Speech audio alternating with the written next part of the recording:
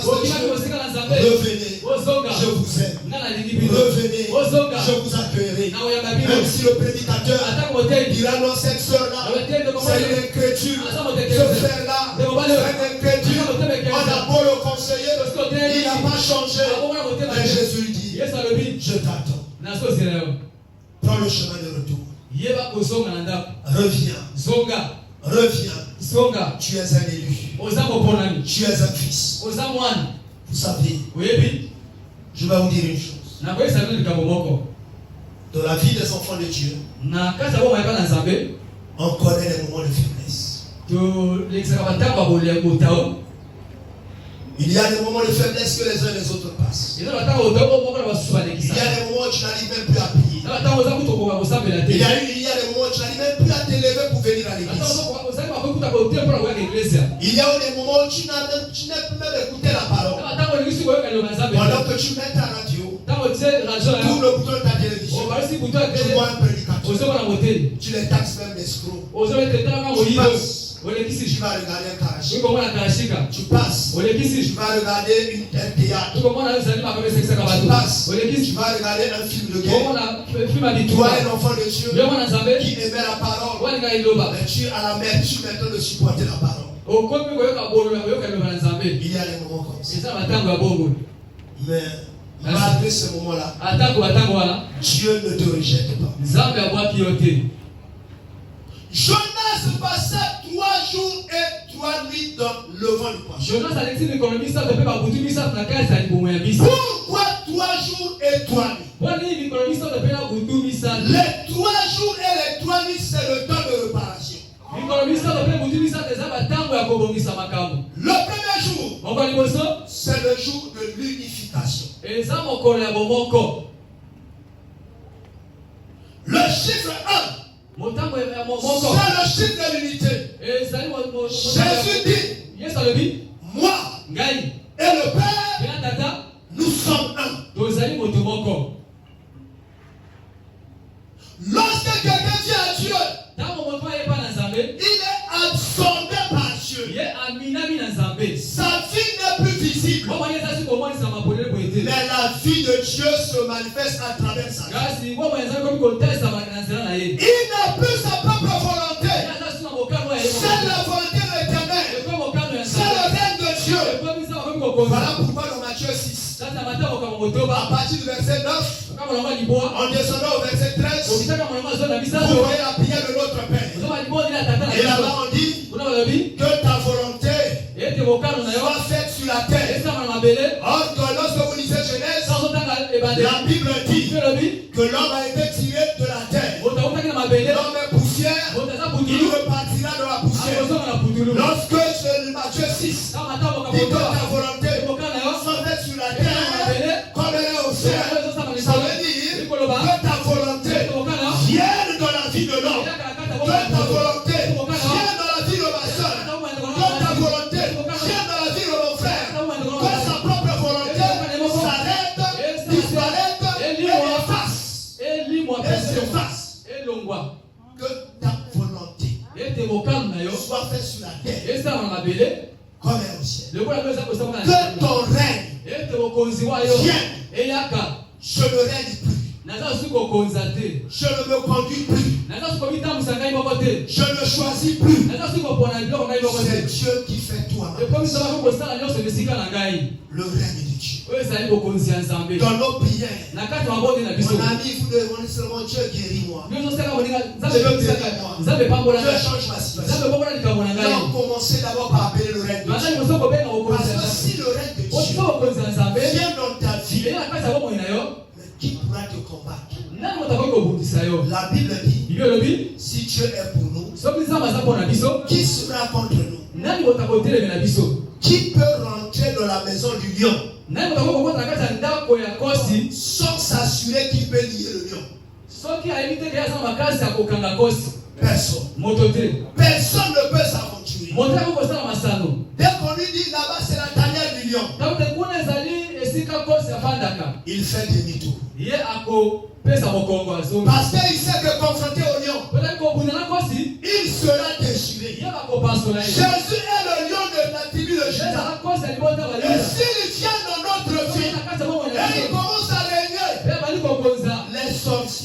les magiciens, les occultistes, ils feront attention à notre vie. Ils diront là-bas, je ne vais pas. Je m'éloigne de ça. Parce que le lion va me détruire. Mon ami, le premier jour, le jour de l'unification, Jonas s'était séparé de Dieu. Il faut que Dieu le ramène. Si tu t'es séparé de Dieu, Dieu doit te ramener. Il faut que tu puisses seulement dans ton cœur. Là où tu es, ne te déplace même pas. Ne coupe même pas ta face. Mais demande seulement à Dieu. Dieu, réunis-moi à toi. Regarde telle chose ça m'est séparé de toi. Aujourd'hui, je prends le chemin de retour. Je reviens vers toi. Et réunifie-moi avec toi. L'Éternel ne cherche pas à ce que le méchant soit tué. Mais ce que l'Éternel veut, c'est que le méchant revienne de ses mauvaises voies.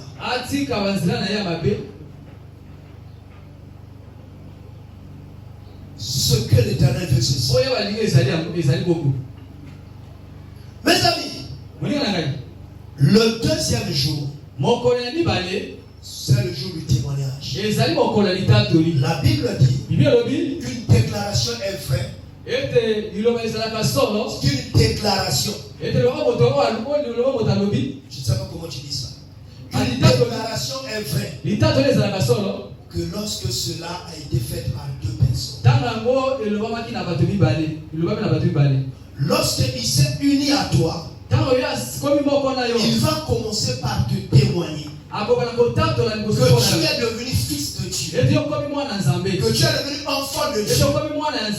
Il va commencer à avoir des changements. Dans ta vie, il y aura des changements qui vont s'engendrer. Il y aura des changements qui vont s'engendrer sans tes efforts personnels. Tu verras les choses changer. Le jour du témoignage, il fallait qu'il ramène Jonas à lui, que les deux deviennent un. Il fallait qu'il commence à témoigner. Et la vieille vie de Jonas, qui était marquée par la haine, par la vengeance, par la volonté même de détruire, qu'il commence d'abord à effacer ça. Et troisième jour, c'est le jour de la résurrection. Le ministère de Jonas était mort. Le ministère de Jonas avait été enterré. Parce qu'il n'y a que Dieu qui donne le ministère. Et c'est lui seul qui anime le ministère.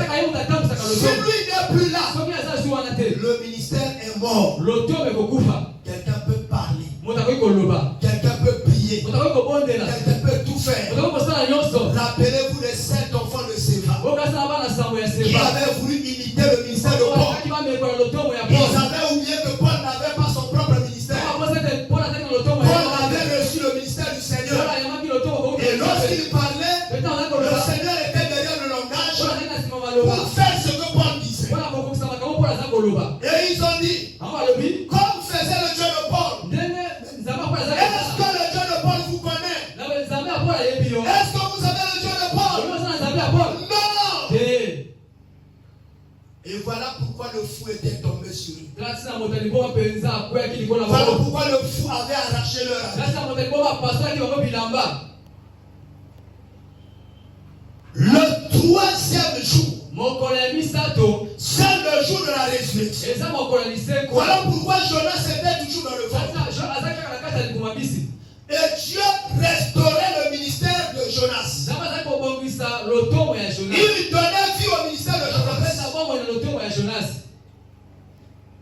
Pourquoi Jonas ne voulait pas aller à Ninive? Parce que chaque fois qu'il partait là-bas, ces gens-là avaient le même comportement. Ils avaient la même vie. Et lui, il était même en colère. Il dit de toutes les façons, le Dieu qui m'envoie là, malgré que je fais tout, et il ne change pas, alors je ne vais plus.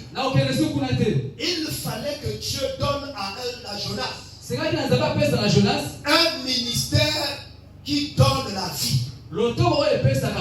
Un ministère qui crée le changement. Mais tout ça, il le fait dans l'obscurité. Regardez David. Dieu ne l'a pas préparé héros devant tout le monde. Si tu crois, dis Amen. Peut-être que tu ne connais même pas ce passage. Dieu ne l'a pas préparé héros devant tout le monde. Même son père Isaïe ne savait pas qu'il était devenu un héros. Isaïe l'avait envoyé garder les brebis parce qu'il n'y avait plus personne.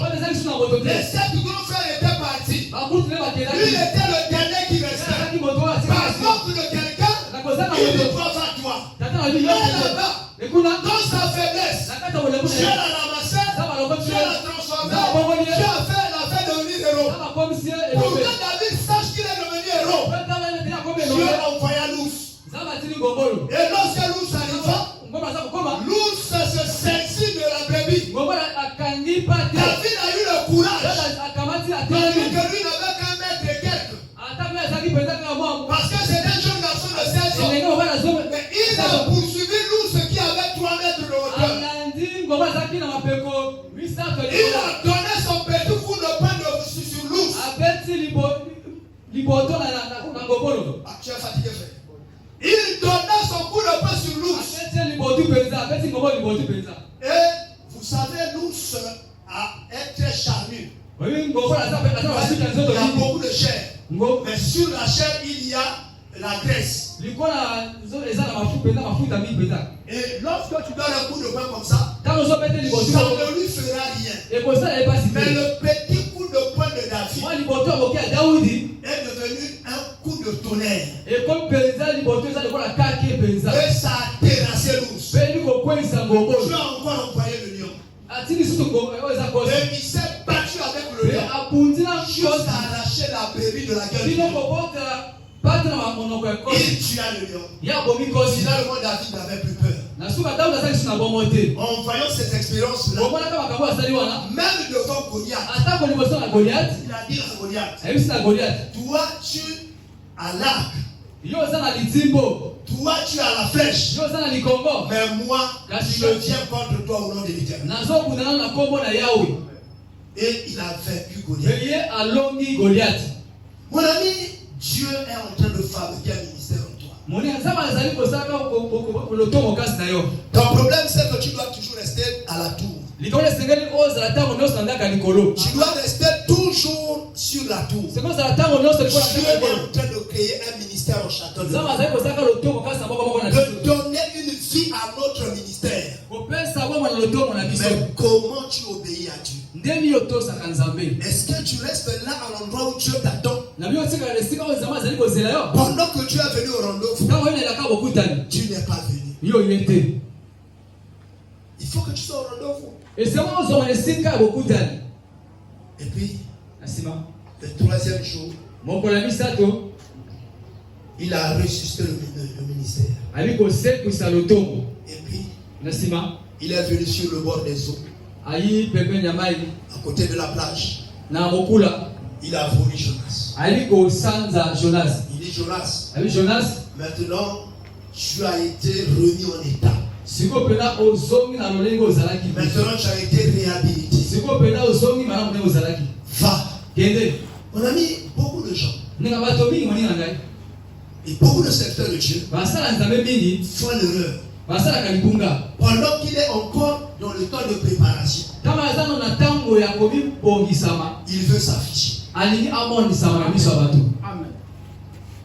C'est comme ça qu'il dit, moi aussi je suis prédicateur. Il va pêcher 2 mois, 4 mois, et après, sa source s'assèche. Il commence quelque chose. Il prie pour les gens avec engouement. Après il dit, je suis fatigué. D'ailleurs, je regarde, il vient de ça.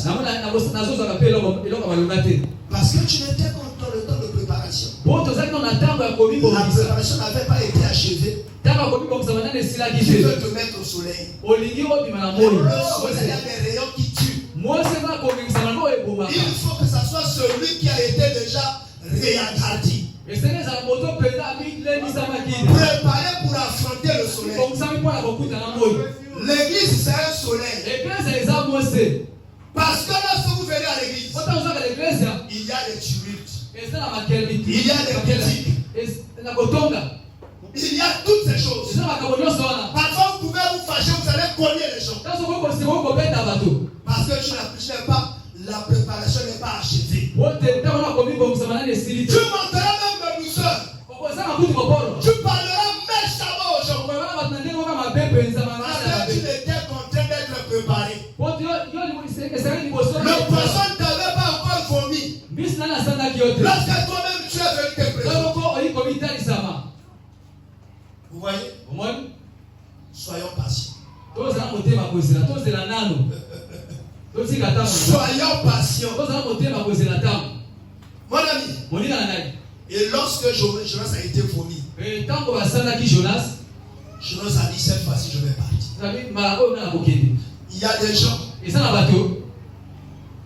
qui changent de comportement que lorsqu'il y a des conséquences. Moi j'ai longtemps que j'ai prié. Je n'ai rien fait pour moi. Je repars dans la boisson. Je repars dans le vol. Je repars dans la tricherie. Je repars dans l'impudicité. Le jour où il tomberait la main dans le sida, il revient vers Dieu. Dieu prend pitié de moi. Le jour où on va le taper là-bas, on le blesse par les mots. Il revient vers Dieu. Oh Dieu, tu m'as laissé. Toi, lorsque tu avais laissé Dieu, est-ce que Dieu s'était plaint? Mais pourquoi toi tu te plains maintenant? Lorsque on t'a dit que abandonner Dieu, il y a des conséquences, tu as dit non. Tu as endurci ton cœur. Maintenant tu vas là-bas, tu rencontres une chose difficile, tu dis, oh Dieu, pourquoi m'as-tu abandonné? Mon ami, je peux m'arrêter ici. Parce que la prochaine fois, je vais vous révéler que le ministère de Jonas ne s'identifie pas totalement au ministère de Christ. Non, mais il y a une partie des choses qui ressemblent au ministère de Christ. Lorsque Dieu a envoyé Jonas pour aller pêcher à Ninive, n'est-ce pas que Jonas a fui? Christ aussi a eu des faiblesses à un moment donné. Lorsque Dieu l'emmenait sur le chemin de la croix, à un moment Jonas, il a dit Père, s'il est possible, éloigne cette coupe de moi. Amen. Et en ce temps-là, il était dans l'angoisse. Il va à gauche, il prie. Il va à droite, il prie. Il essaie de dormir, il ne peut pas. Il faisait même des reproches à ses disciples. Il dit pourquoi vous dormez? Priez! Priez! Vous savez, c'est pas facile. C'est pas facile. L'œuvre de Dieu. C'est une œuvre compliquée. À un moment, ça peut te faire pleurer. À un moment, tout le monde t'abandonne. À un moment, on t'accuse même pour des choses que tu n'as pas fait. À un moment, il y a même des faits, des faux témoins qui semblent être même vrais. C'est un faux témoin qui apporte un faux témoignage. On dit c'est vrai. Moi-même j'ai vu. On était ensemble. Tu es resté seul devant Dieu. Il n'y a que toi et Dieu qui connaît la vérité. Pensez à Joseph, vendu par ses frères, passé à la maison de Potiphar. Son ami témoignait de condamné. Voici son habit. Il a voulu me violer. Pourquoi je suis resté avec son habit? Oh, pauvre Joseph. Qui va témoigner pour toi? Personne n'était là pour témoigner pour lui. Il était seul devant Dieu. Même s'il lui expliquait un avocat, l'avocat ne pouvait pas convaincre le juge. Il n'avait que Jésus qui voit dans l'obscurité, qui avait vu comment ça s'est passé, comment la femme de Potiphar avait arraché son habit. Vous voyez, mon ami, soyez persévérants. Laissez Dieu vous fabriquer. Laissez Dieu vous identifier à lui. Laissez Dieu vous donner endurance. Vous arriverez à l'étape où même les gens t'insultent. Tu continues. Les gens te critiquent. Tu continues. Les gens te rejettent. Tu continues. Les angoisses t'environnent. Tu continues. Mon ami, nous devons prier. Je vais m'arrêter ici. Parce que la prochaine fois, je voulais